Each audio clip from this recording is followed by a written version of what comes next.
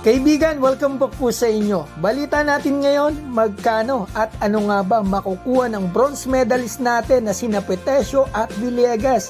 At babalitaan ko rin po kayo syempre sa ating pambato na si Kai Sotto.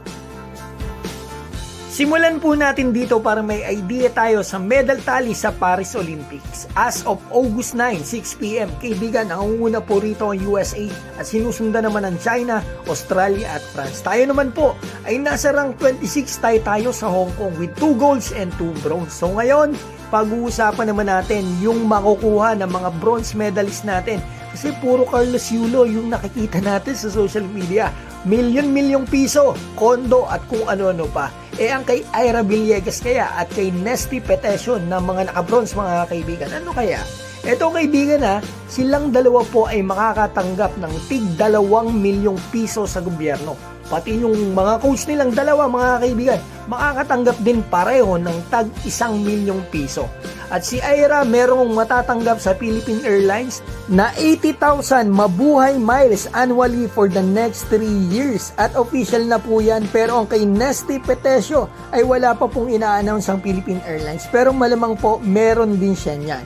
At ang meron pa po para dito kay Nesty naman ay ipopromote po siya sa Philippine Coast Guard. Tataas po ang ranggo niya mga kaibigan kasi siya po pala ay isang Coast Guard. At sigurado po mga kaibigan, yung dalawa pong naka-bronze medalist natin sa Paris Olympics ay madami pa pong matatanggap sa susunod na mga araw, lalong-lalo na pagbalik nila ng Pilipinas.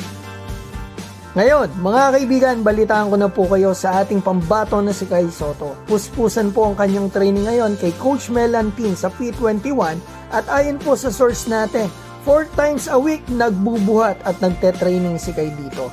At naglalaro po si Kai ng basketball papawis at least twice a week mga kaibigan.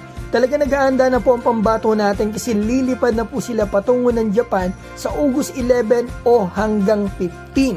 At may laro na po sila agad sa September 8 preseason po ng Japan B-League. Kalaban po nila ang Utsunomiya B-Rex. 3 games po sila mga kaibigan, sila Kai dito sa B-League sa September mga kaibigan.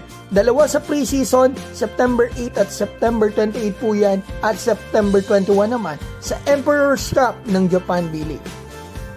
So yan ang video natin mga kaibigan. Ano po ang opinion nyo dito? Especially sa matatanggap na mga bronze medalist natin. Mag-comment na po kayo sa baba at babatiin ko lamang po si Filipino Official, Super Ninja, Restia Duarte, Ruel Basadre, Ronman, PJ Manso, Dionisio Rupo, Raul Ramos, Artur Pablico, Paulo J. Sebuk, G. Malyari, Dax Baros, Pitaw Barax, Melvino Mercado at Michael Maglipas. Mga kaibigan, maraming salamat po sa inyo.